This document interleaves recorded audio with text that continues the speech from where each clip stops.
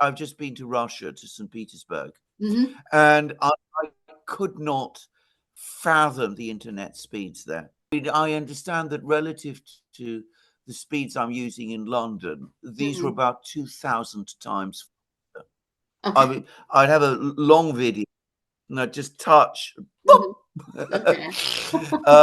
So there you go. In that, Russia is definitely an Asian country. Is all I can say. And this was everywhere. I mean, it wasn't just in my hotel, as you might think. It was absolutely everywhere.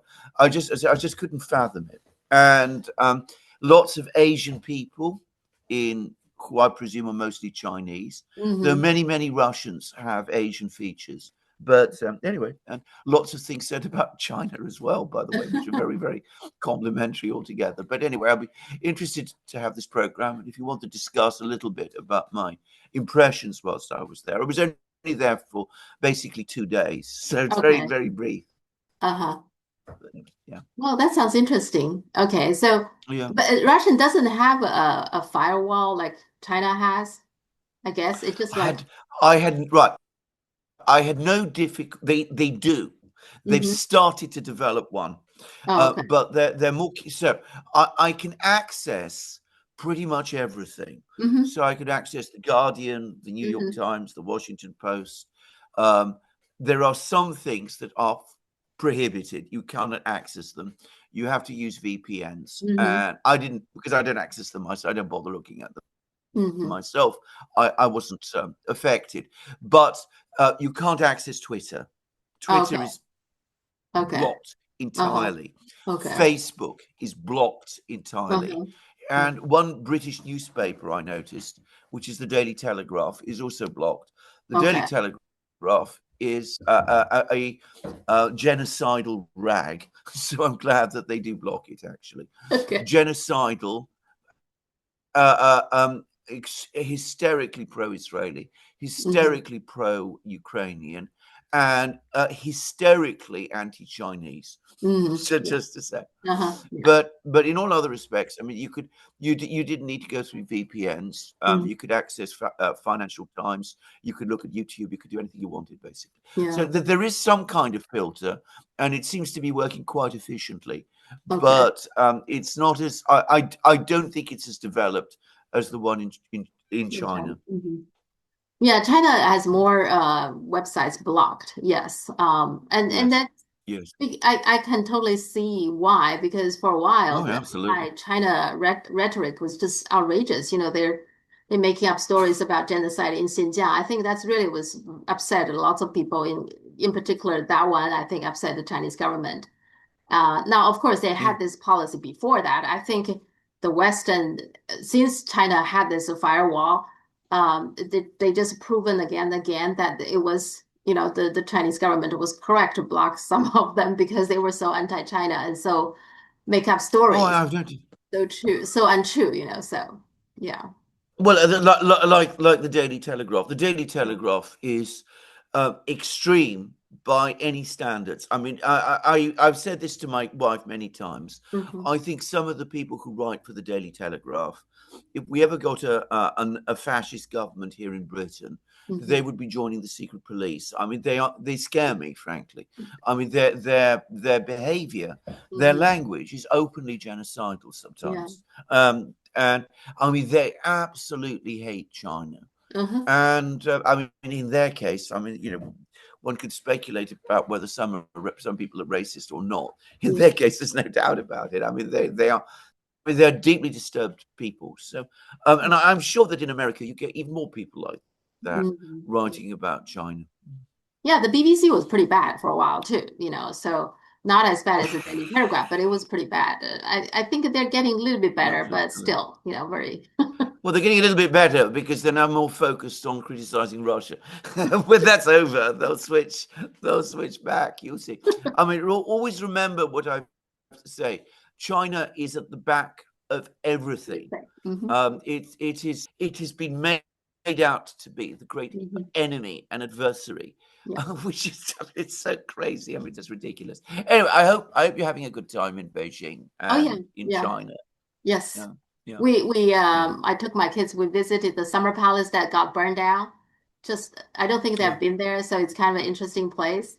Um, Right. Right. it's amazing to me, I didn't think so much about it, but once I was there, I was thinking like, of all the gardens, that garden is actually has a lot of European influence.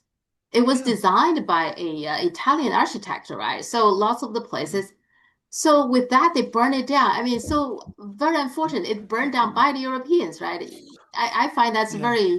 it's incredible Yeah. because otherwise today in China, there will be this very nice, very prominent, royal garden that is European, so it's a Yes. European heritage too. So Yes. No, it is. It is. It is very strange. By the way, um, my hotel in Russia was Mhm, not in St. Petersburg itself, but in a place called Pushkin, where mhm, the Tsar had one of his palaces, which was built in the 18th century, same time, I think, as this palace that you mentioned was built. uh-huh, Well, the Germans, when they got there, completely destroyed this palace. Now, the Russians, being the Russians, they have rebuilt it stone by stone, so it looks perfect. But okay. what you actually see is not the actual original palace. Hmm. It is a complete, minute, perfect reconstruction. Hmm. It's also built and designed by an Italian architect. Okay. just say. No, Cool. I mean, the Europeans have within them I'm a European myself, remember, but Mm, I'm from Southern Europe. But the Northern Europeans have a capacity for violence hmm. and destruction, Hmm. which is outside the norms of Yeah. any other part of humanity. Hmm. It is very deep in their culture. Anyway, so okay. Um, let's start with the Trump's budget. He calls it the big beautiful bill. It passed the House, going to Senate, and it's no surprise there. He continued to overspend. I remember you told me Jeffrey Sachs talked about this, that he said sooner or later, the U.S. government will continue to run a budget deficit, and that's basically this bill, according to the nonpartisan Congressional Budget Office. They estimate add to the current debt another 3.8 trillion on it. And the current US debt is 36 trillion, which is 124.3% of the US GDP, and 60% is considered manageable. So it got to a level that is totally not manageable, but and then the bond market also reacted. There is a weak demand for 20-year U.S. government bonds, and so the Treasury has to increase the yield for the new bond. So what is your take on this big beautiful bill? Yes, well, I mean, I think you've just actually summed it up. I mean, we had the Trump administration coming in. They were going to sort out the finances in the United Yes. Hmm. States. We had Doge, we had Elon Musk, we had some very interesting days when all kinds of very interesting things were coming out. Hmm. Um, all of that, the momentum for all of that has ebbed away, and it's only scratched the surface. What we did learn, and what I did learn from doing programs with you, Hmm. because you'd been researching all of this, but I followed it up afterwards, was Hmm. what a deeply chaotic structure the US budget actually has become, the extent to which nobody really knows what the United States is spending its money on at any particular point in time. I mean, the system, yeah, the budget is completely out of control in the United States. Every president has his particular objectives and his particular ideas. None of them prioritizes bringing the budget under control. This is not something that any government is thinking about in the United States. And the result is that every president, and in this Trump is absolutely no different, has his own particular ideas that he wants to in, either spend or cut taxes or do whatever it is he wants to do. And he comes along. And so the budget just goes on. The budget deficit just goes on getting bigger and bigger and bigger. Hmm. And it seems to me that all talk about sound money, stabilizing the financial things, moving the United States towards a more sustainable track. That's all been thrown out of the window. We have another budget which increases the deficit still further. All of this is happening at a time when the economy, the US economy, is supposedly still not in recession. I have very great doubts about this, by the way. I suspect that the United States, the real economy of the United States, has been contracting for a long time. What makes it look bigger than it really is? What is giving the impression of growth is government spending, which is to say the budget deficit. So the budget deficit is enormous. The debt is increasing. That translates through to higher GDP growth numbers. But what you're actually seeing grow is government debt. And this is a totally unsustainable track. And we will see eventually a crash. I mean, it is, I don't know when it's going to happen. I'm not going to make a prediction. Scott Bessent said that the United States is on an unsustainable debt trajectory. It obviously is. This completely goes against Trump's idea, by the way, of having a reindustrializing America. As Jeffrey Sachs absolutely correctly says, if you overspend in the way that you do, you're only going to bring more imports into the country. That is going to accelerate deindustrialization. It's been shown repeatedly, not by economic theorists, but by actual historians who actually look at these things, that if you cut taxes in the way that Trump says he wants to do, what happens with that is that you release funds which just go into speculative activities. They go into bonds, they go into buildings, they go into expensive holidays, they go into luxuries like buying cigars or expensive brandy. It is not the way in which to encourage industrial development or technological development in a country. So the United States is on an unsustainable path. Now, I don't know how long this can continue. I don't think anybody does, because the United States, having the reserve currency, is still in a highly privileged position relative to the rest of the world. But I'm going to make my own guess, which is that when the moment of reckoning comes, what we are going to discover is that the real American economy, the economy that produces and trades in goods, is far smaller than people assume. That is my guess. When I say far smaller, I mean, it could be a third smaller or half the size of what people believe. The Republican Party used to be a party that cares about these things, right? For the longest time, the Democrats are the one who like to have programs and spending, and then the Republican Party coming in, reining in and talking about limit the spending. So it's kind of like a balance pretty well. What happened to the Republican Party? Because right now that Donald Trump, that's a very good question. And then the Republican control both House and Senate. What happened to the Republican Party? Yeah. Well, a very good question. I mean, the last Republican president who actually cared about the budget and financial stability was actually Eisenhower. I mean, he was the only last president who took that seriously.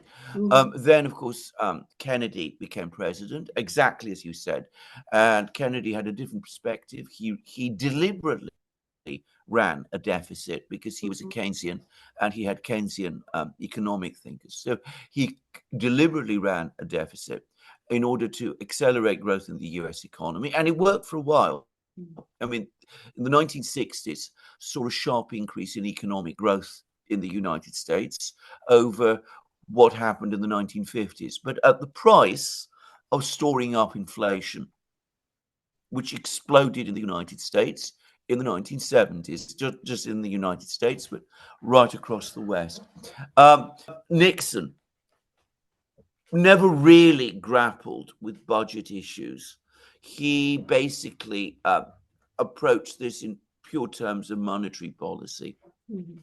So he took the dollar off the gold. He broke the link with gold. He ended the Bretton Woods system.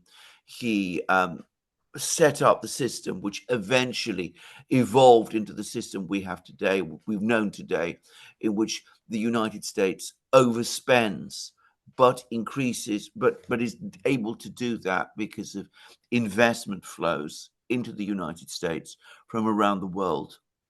You know, the dollar system, if you like. Mhm. But he didn't take it to the extremes that it was taken later. And then Ronald Reagan came, and he had all sorts of strange economic theories about Laffer curves and all of that, and said, you know, that the way to invigorate the U.S. economy is by cutting taxes.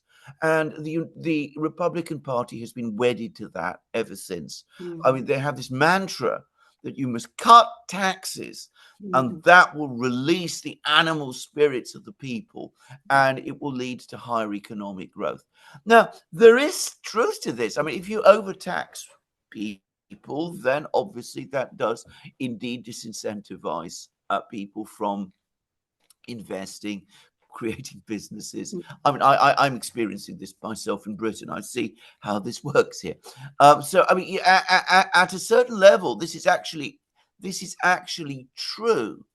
But it is debatable whether that was the situation in the United States Yeah. in the 1980s when Reagan came along and started to do that.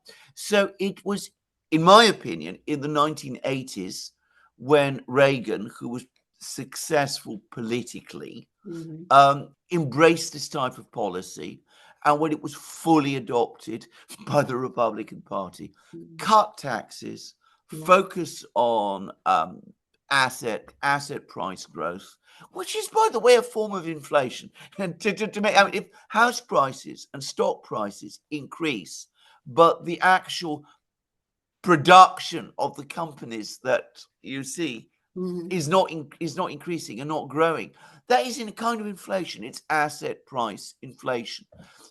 But because it's rich people who hold those assets, who own those assets, they become richer Mhm. relative to poorer people. So they feel very happy with this because they look at their net value and it's growing all the time. Of course, other people in the economy, poorer people, are continuously left behind. But that is the economic model that the United States adopted in the 1980s. In the 1980s. Mhm. And every single president since then has continued with it. Clinton, for a brief time, appeared to balance the budget. But what Mhm. he actually did, he was about the only president who, because of the end of the Cold War, it reduced defense spending. Mhm. And Republicans never reduce defense Yeah. spending. Yeah. Under Republicans, defense spending always increases. Mhm. So, and Clinton only did that for a very, very brief time. So, Mhm. Clinton claimed that he'd provided a balanced budget. In fact, it was never really true because debt Mhm. levels continued to grow right through the time that he was president. But I mean, it was brought to sort of manageable levels. But thereafter, as I said, we've gone off Mhm. into the high yonder. When Bush came, all restraints were thrown away, and it's Mhm. continued on that path ever since. Yeah.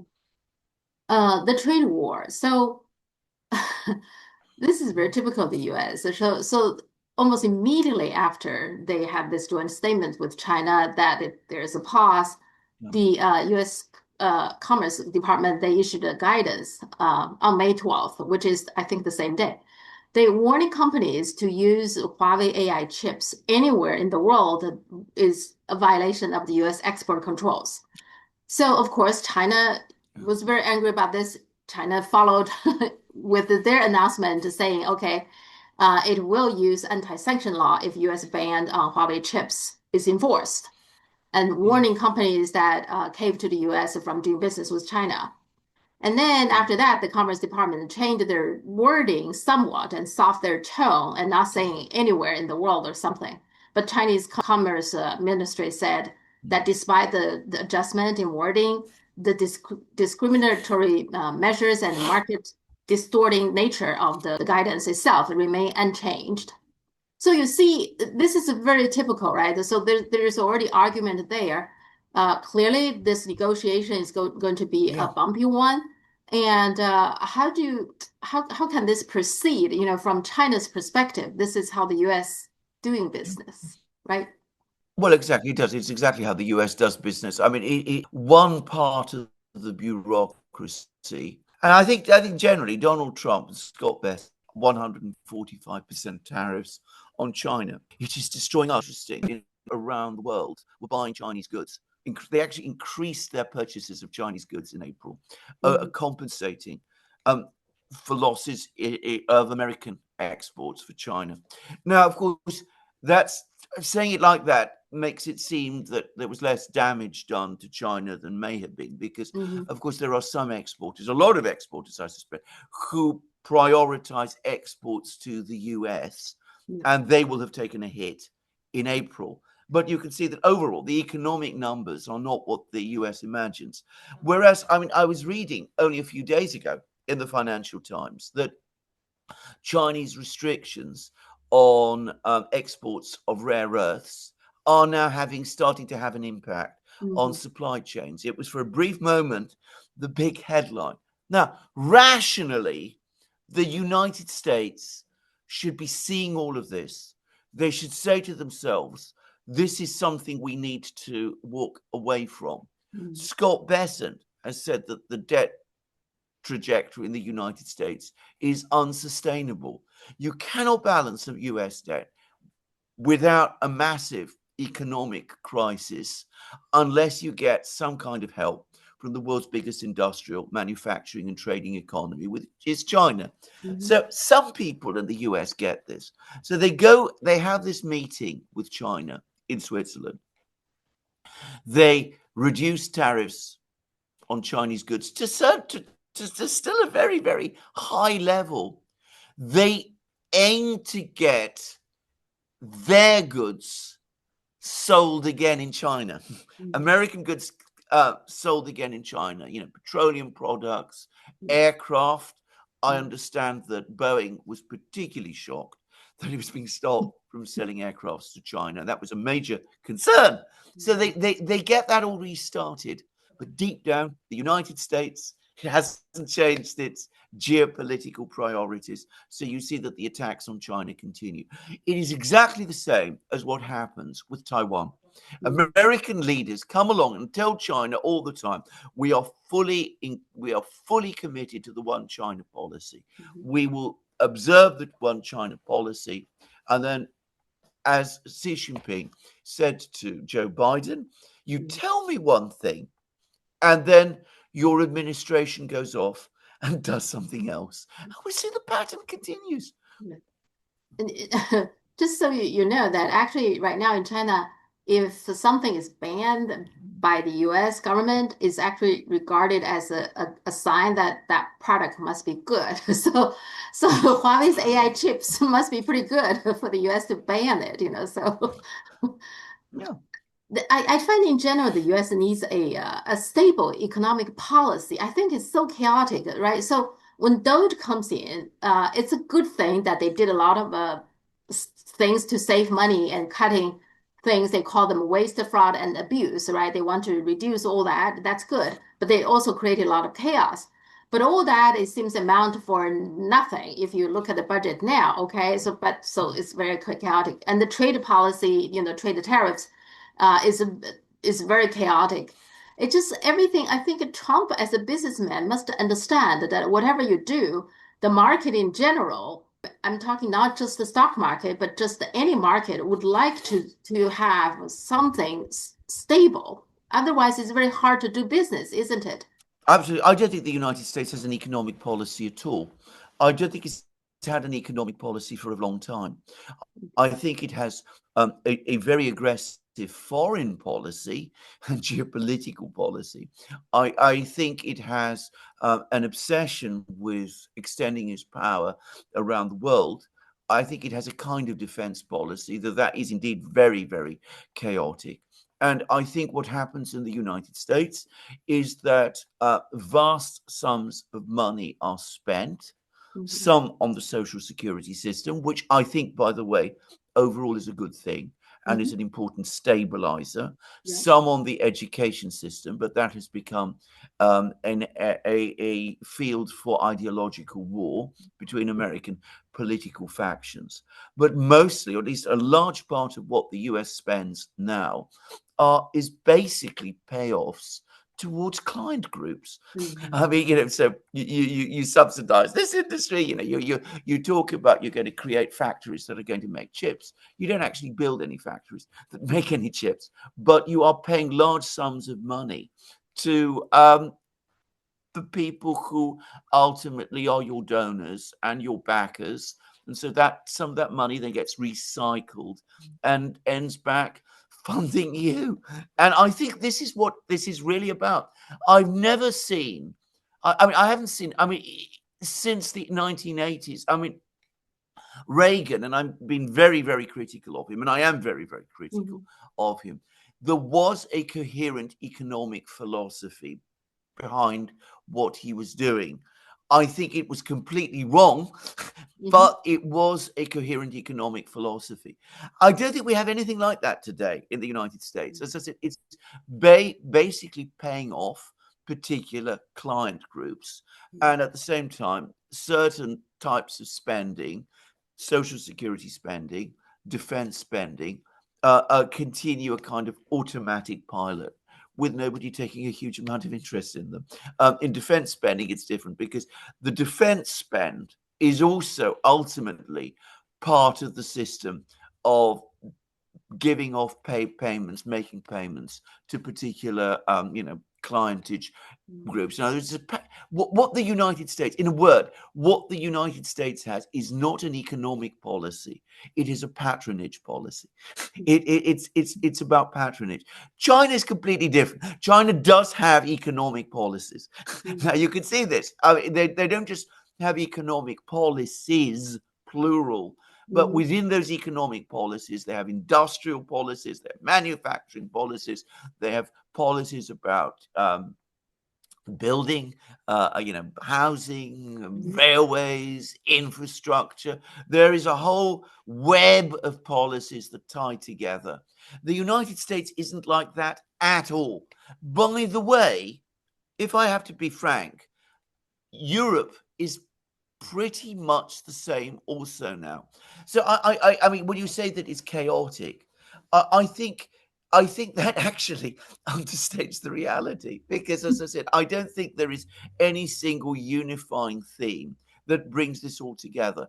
Trump had his ideas about tariffs, but they weren't really thought through, as we saw. They were just a back of the envelope fantasy of an old man who's read a few books about William McKinley back in the 90s and says, this is a good idea. Maybe we should try that. I mean, that's what US policy is like at the present time. Putin and Trump, they had a 2-hour call. And then afterwards, Trump said that he's calling for a direct talk on a ceasefire. It's very confusing. I thought Russia is not interested in the ceasefire, and they met in Turkey. Well, what's going on here? The whole thing is getting madder and madder every day. I mean, it really is. I think the key to understand about this is that the United States has very limited leverage over Russia. They don't want to admit that, but that is the reality. They cannot change the trajectory of the war. I mean, the Russians continue to advance every single day. We're getting more and more reports that Ukraine's army is in ever greater problems. It's losing more territory. We're now very close to important cities in eastern Ukraine being lost. And when that happens, by the way, it's likely that the pattern of the war will begin to change, and we start to see we'll move from attritional war to a more dynamic type of war. So the United States can't change that militarily. They talk about further sanctions against Russia. But when you actually look at the sanctions that they are talking about, they're not really sanctions against Russia at all, because they've sanctioned Russia to the highest possible level that they can. What they are talking about is sanctions against other countries. I mean, they want to sanction countries that buy, they say China, the countries that buy Russian oil and gas. But the reality is, because of the way the oil and gas system works, everybody at some level who buys oil on the international markets is going to, at some point, start buying Russian oil, because this is the way the oil industry works. I mean, I know a little bit of what I say, because I used to do some work in the shipping world. So are you really going to start imposing 500% tariffs on everybody? Ultimately, what they're talking about is 500% tariffs on China, because China is publicly the biggest importer of Russian oil. So it's actually restarting the economic war against China all over again. Did that end well? Did that go well? Wasn't it the United States that called up China and said, for God's sake, let's meet and try and get the tariffs reduced? So you're going to go from 145% tariffs on China to 500% tariffs on China? I mean, it is insane and illogical. So Trump, who, as you rightly say, is a businessman, at some level at least understands this. So he's got to give this impression that the United States is still active and actively involved and is playing some complicated game with Russia. So he telephones Putin. They have a 2-hour conversation. They talk about lots of different things. They talk a lot about Ukraine, apparently. Putin likes to lecture people. It can be rather tiresome, but anyway, he does. So no doubt he did lecture Trump quite a lot. And so we have the situation where there's got to be direct talks between the Russians and the Ukrainians, which, as we said before, is actually a major win for the Russians, because they've always been asking for direct talks with the Ukrainians. But Trump can't admit that that's all that's happening and that the Russians are not agreeing to a ceasefire. So he says there's going to be direct talks, but it's going to be in order to achieve a ceasefire.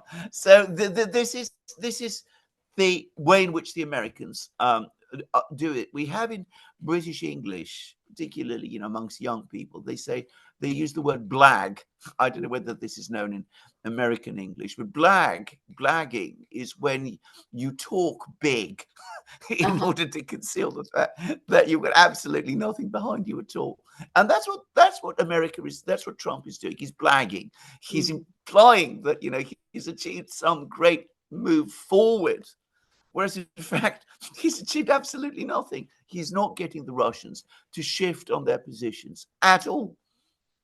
Yeah, so it sounds like they seem on friendly terms when they talk, but Putin holding his ground though. He didn't give in anything. So yeah, okay. As he said before the call that he would do. I mean, if nothing else, Putin has been consistently clear about what his intentions and demands in Ukraine are. It's just that people in the West just don't want to listen to this. Oh, they never listen. The same thing when China says something, they don't take it seriously, So yeah, that's the problem they have. Yeah.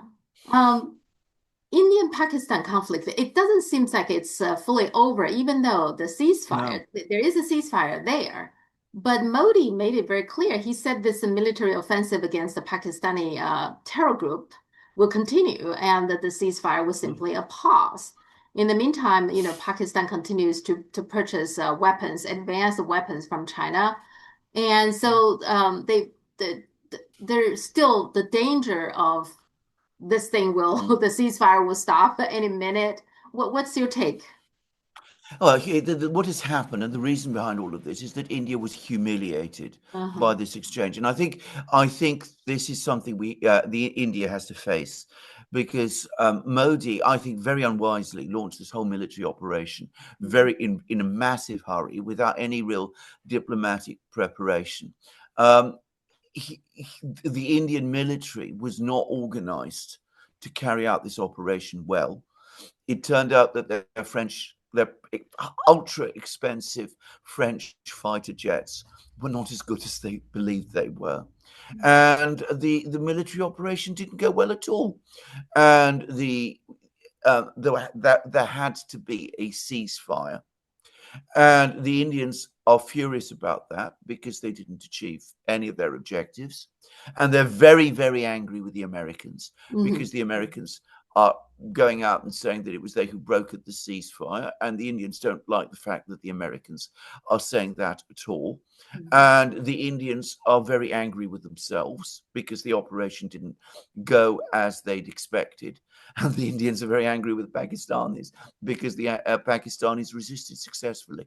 So India is deeply humiliated. Modi himself is very embarrassed by this. There is a lot of criticism of him and of his handling of this affair in India itself. And if you go to the Indian media, they are absolutely furious. They Mhm. are very, very angry with the whole way in which the whole affair was handled and with the failure of India's erstwhile friends in the West ultimately to support it. So this has been a bad blow for India. And that's why they're talking about, that they might resume this and it's not really over and all of that. I think that would be very unwise, by the way. I think India needs to really rethink its strategies.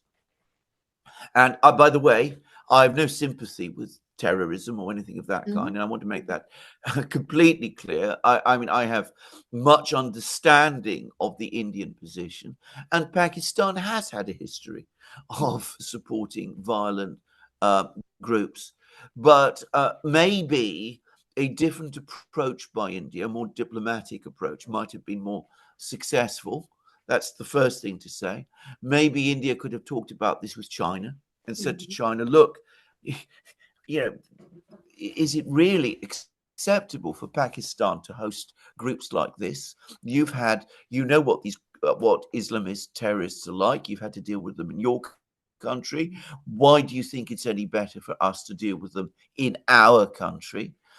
Shouldn't you tell your friends in Pakistan to try to bring these people under control? That might have worked. Just to say, in fact, I Mhm. think it probably would have worked because I get the sense that China wants to improve relations with India at this particular time. But India didn't do any of that. They rushed into military action, and it didn't work out for them. Yeah, the Pakistani government actually offered to have the United Nations to investigate what happened in this incident. Yes. And then Yeah. there's also a Yeah. rumor that the whole thing was staged by the Indian government in order for Modi to direct the attention from domestic issues, which his polling number Yes. and his party's polling number has gone down. And then so that the whole thing was kind of like made up in order to divert the attention. So anyway, we don't know any of that, but I think in any event, We I don't think know. I mean, if the last was true, that would have been an act of pure and extreme cynicism, yeah, and not just that, but of course it's backfired, as yeah. these kind of Mhm. overcomplicated strategies, by the way, tend to do. But I interrupted you. Yeah, Huge no, apologies. yeah. I mean, I just feel like, regardless, I think, like I said, Modi rushed into this, right? Why doesn't, Yeah. if he doesn't want to talk to China, go to the United Nations and ask for a full investigation, I Yeah. think should be the first step. That should be something. And Pakistani government didn't say they're against it. They actually welcomes it. So I just think he truly rushed the whole thing. And the result of that is when you rush something many times, it does backfire, right? It does Yeah. happen things Absolutely. unexpectedly. We all, I don't think he should have gone to the United Nations, by the way, because that would Mhm. have brought in the Americans, the British, and Okay, all of those people, and right. that would have been complicated. What Mhm. he should have done, in my opinion, I mean, obviously the Pakistanis were making these proposals, Hmm. but Modi should have sought to resolve this problem through the BRICS. Uh-huh. He's got one Hmm. country in the That's right. BRICS, which is Russia, which is friendly, Uh-huh. very friendly, and wants to support India. He has another country, which is China, which is very powerful. The Indians have a difficult relationship with China, more because of their own historical feelings about this, Hmm. but which could be helpful as well. China has an interest in making the BRICS succeed. Yeah. So does India. So does Russia. So Hmm. this would have opened the way for India to approach China, say to China, look, as I said, we've Hmm. got this problem. Can we work this through? You are the friend of Pakistan. You have genuine influence there. Maybe we should do a BRICS investigation or Hmm. something of that kind. I mean, it's something of that nature. Pakistan, which, by the way, wants to join the BRICS, Hmm. might have agreed to that. I say that Pakistan is a very complex country. There are claims that the Pakistani military chief is a person with extreme attitudes against India. Hmm. I don't know whether that's true or not. But anyway, at least that should have been tried before rushing into battle in ways that were clearly not thought out, with the Indian military obviously not prepared for it. Turkey also involved in this. So apparently, India is very angry with Turkey, and they Yeah, even have some retaliation methods, like expel some scholars. They stop some yeah, collaborations yes. between the universities between the two countries, stuff like that. Now, what does Erdogan want to achieve here? Doesn't isn't he busy enough? What's going on there? You would have thought so. Erdogan is very anxious to project himself as the leader of Sunni Islam. He's constantly involving himself with all these really unpleasant groups in India, against China, by the way. Hmm. Um, Hmm. he's playing a game far above and beyond Turkey's power, if I have to say. Hmm. And ultimately, it's storing up trouble for Turkey. I personally am quite sure that the Syrian adventure is going to end disastrously for Turkey. It's involving Turkey in Syrian affairs in ways that I think Turkey will find impossible to control over the long term. Already, they're being forced to give economic help to Syria, which is a drain on a Turkish economy, which is overstressed. I think this is a foreign policy that is completely misconceived, and Erdogan has been able to succeed up to a certain point because he's made himself useful to some countries, to the Russians, because Hmm. Turkey is a gateway for sanctions busting, to put it straightforwardly, to the Americans, obviously. But eventually, especially once the Ukraine conflict has ended, I think he's going to discover that his leverage is going to reduce, and then he could find himself and Turkey in very, very serious trouble. But that's Erdogan. I mean, he's in Greece. And remember, I'm from Greece. I mean, we have to live very close to him. And it is very difficult to keep up with the constant changes and aggressiveness of Turkish foreign policy, if I have to be honest. Um, France is losing influence, continue to lose influence in Africa, right? So Burkina Mm, Faso has a leader, Ibrahim Traoré, who got a lot of mm, attention ever since he came to power. Now, he did come to power through a coup in 2022. But since then, he distanced his government distanced itself from the French, and instead they set up alliance with Russia, and which included the deployment of a Russia paramilitary brigade, and then yeah, also they adopted a sort of left-leaning economic policies, like set up state-owned enterprises and to keep their resources, within the country and to at least try to control, the resource themselves. So I wonder whether that's part of the reason the French hate Russian and also wants the Ukraine war to continue. What do you think? Absolutely. The French are furious about what has happened, and they are enraged with Russia about this. Now, the thing to understand is that West Africa never truly gained its independence from France. Hmm. The independence that they were given in the 60s, and I think the word given is the right word, was always a sham. Hmm. And all of these countries were run essentially for French purposes by French administrators appointed from Paris.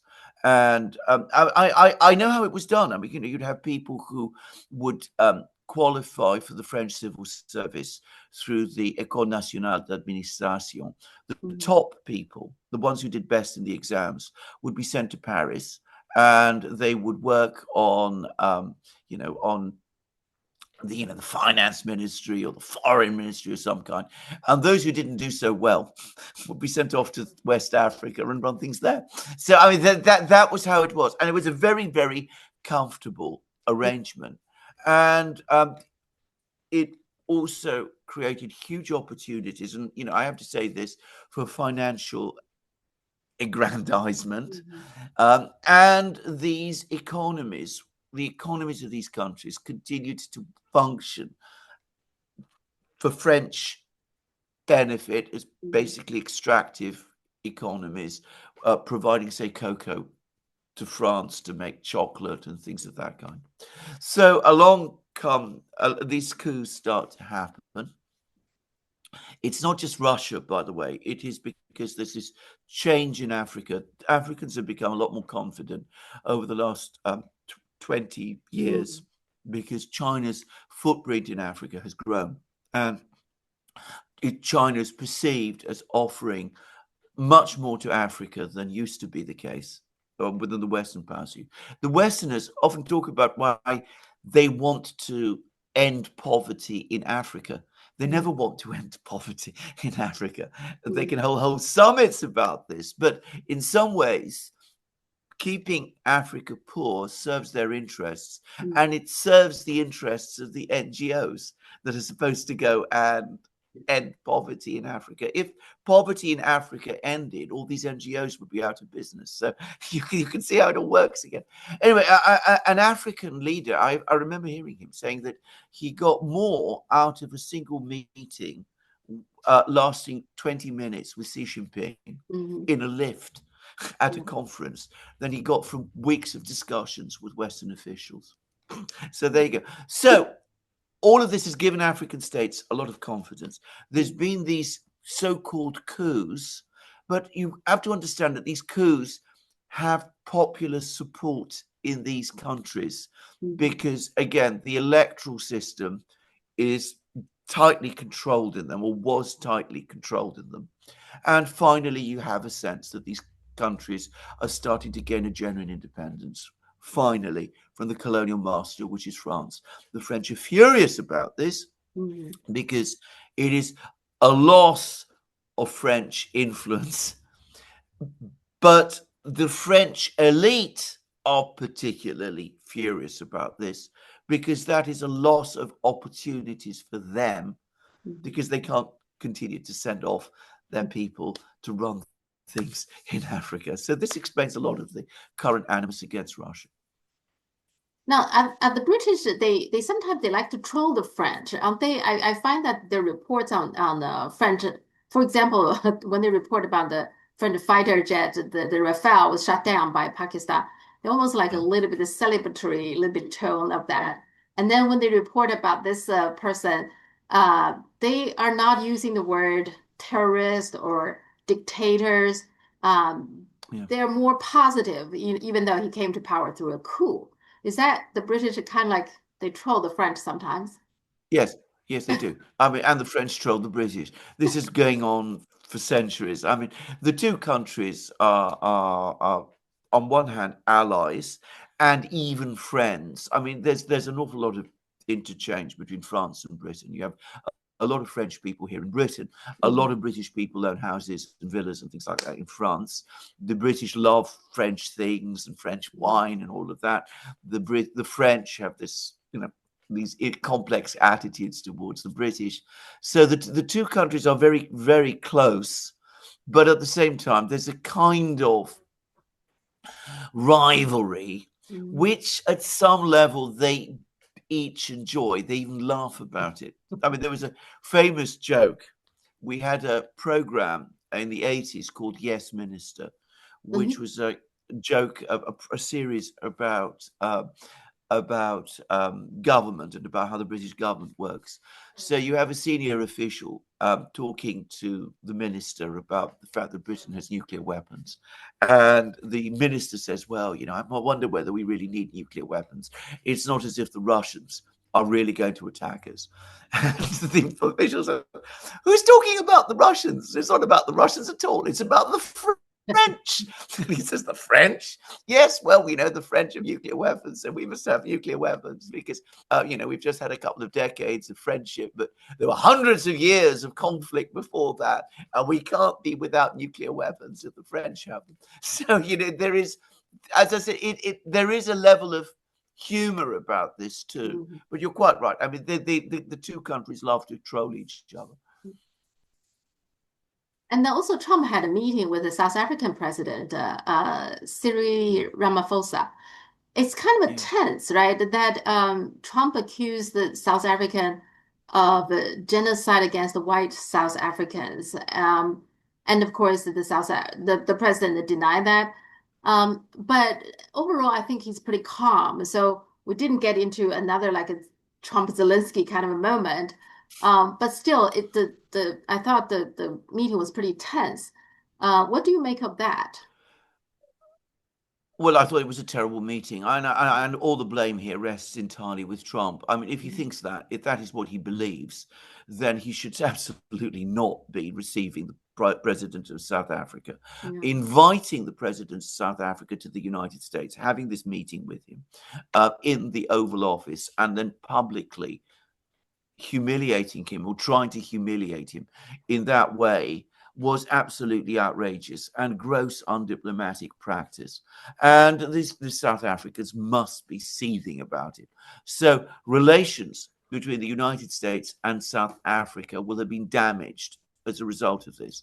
And for Trump to come along and talk about, the genocide of white Afrikaners in South Africa, even as he's looking the other way and ignoring the actual genocide that is be committed in Gaza. I mean, the South Africans must wonder what planet he's on. That's the first thing to say.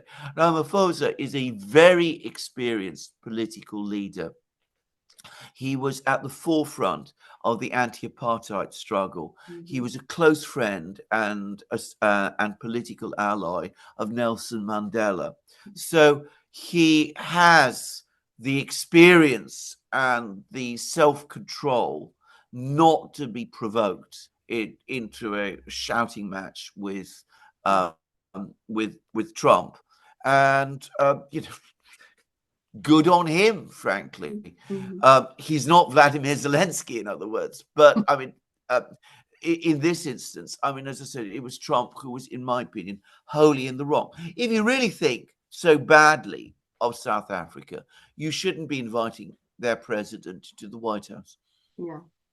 Now, I just read that actually the South African, for whatever reason, the PayPal mafia, they have a lot of connections with the South Africa. Now, of course, Elon Musk come from South Africa, but it's more than him. Peter tell himself he was born in Germany, but he was educated in South Africa, at least partially in the 70s when it was an apartheid state.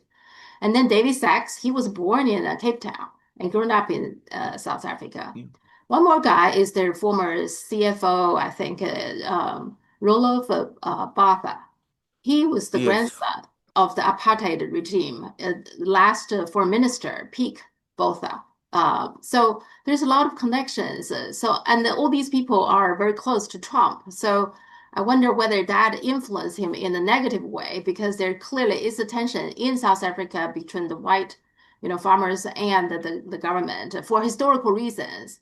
we don't need to go in there, but there is definitely tension there. But Yeah. of course, these white people, they are influenced Trump, right? Don't you think? There's no question about that. I mean, I don't think there's any doubt about this at all. I mean, clearly there is a very, very powerful lobby, and you named many of the key people who have played a big role in this within the White House and within the administration. Can Mhm. I say, I don't actually object to that. I mean, I'm not sure that serves American interests, but I do understand that people who have connections with a particular country might feel very strongly about what goes on in that particular country and might complain about it. Mhm. I'm not getting into the rights and wrongs of the underlying issue. The point I am making is that if you feel that way about that country, you should not invite this president to the White House. I think that was, and if you do invite him to the White House, you treat him in a respectful and proper way. If you want to talk toughly in private, do so by Mhm. all means. But even then, in those circumstances, it's inappropriate, it seems to me, to set out to humiliate someone. Mhm. I'm absolutely sure Xi Jinping would never have acted in that way. Yeah. I mean, but it's just unimaginable to me that he ever would. Yeah. The last thing, what do you feel about James Comey? He posted this picture of 8647, which is the code word for assassinate the president, 47 the president. And of course, he later take it down and saying he didn't know what it means. How could he not know, being a former FBI director, right? I was going to say. So what do you make of that? Why is he doing I something mean, like that? he was not just the FBI director, but he was a senior person in the Justice Department. He worked Hmm. with Robert Mueller. The idea that he doesn't know what he's actually doing is absurd. I mean, it really is. I mean, there is this bitter feud between Comey and Trump now, Hmm. which I mean, it was always there. And on this, I am wholly on Trump's side. Comey behaved terribly. I mean, he tried to blackmail Trump using the Steele dossier. Hmm. He was spying on Trump by his own admission, um, without any grounds to do so. Trump went out of his way to try, when Comey was still FBI director, to establish a good relationship with him. And Comey behaved in the way that we all know. And after Comey was sacked, he intrigued to get Robert Mueller appointed special counsel, which he succeeded in doing. So he obviously hates Trump to a degree now. I think that, I mean, the hatred has evolved into has acquired its own purpose, if you like. I mean, it has no real reason behind it anymore. Just it exists for that, and we now see the extents, the lengths to which James Comey is prepared to go. There's a famous quotation. I say famous. I've never been able to find out who actually said it, but it's suggested to me that it may actually come from the Christian Bible. Others have said it's from a Russian author, which says that we most hate those we have wronged. Hmm. Hmm. And I think in Comey's case, you can see that how that is playing out. Well, I think also Comey is also very representative of the deep state. He's the Well, he's the yeah, very definition of the deep state. You see, yes, this whole thing, I don't think he will come to anything. He will get away from it. And then yeah, also, Doge recently discovered that he assigned $6 million to himself without any explanation or anything. And they were yeah, still waiting for him to respond, and he didn't respond, nor is he yeah, ever going to repay that $6 million. yeah. So he did all these things, awful things. I don't think he's going to, I don't think anything will happen to him. So, Absolutely. yeah, and this is what happens. And then we remembered, right, that he's at one point he was investigating this email gate, what Hillary Clinton was doing, but then said there's no wrongdoing. She was just very, Yeah, very careless. And then later he said, "Oh, we need to reopen this case."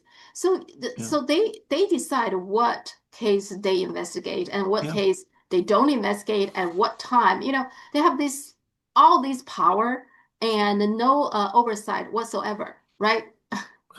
Absolutely correct. I mean, on the Clinton story, I mean um, there's the person who monitors the behavior, who's the sort of controller of the FBI, a very decent man called Horowitz, who looked into all of this and made two reports.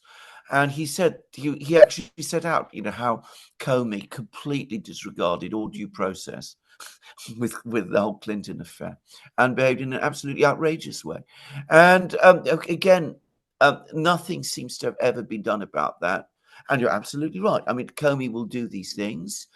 There will be no comeback against him. There will be no legal proceedings. If there are any legal proceedings, he will end up before a sympathetic judge who will acquit him. And he'll still get invited to the talk shows. He'll still get paid for this. He'll still be able to go on the lecture circuit. He'll still be able to project himself as the victim. You're absolutely right.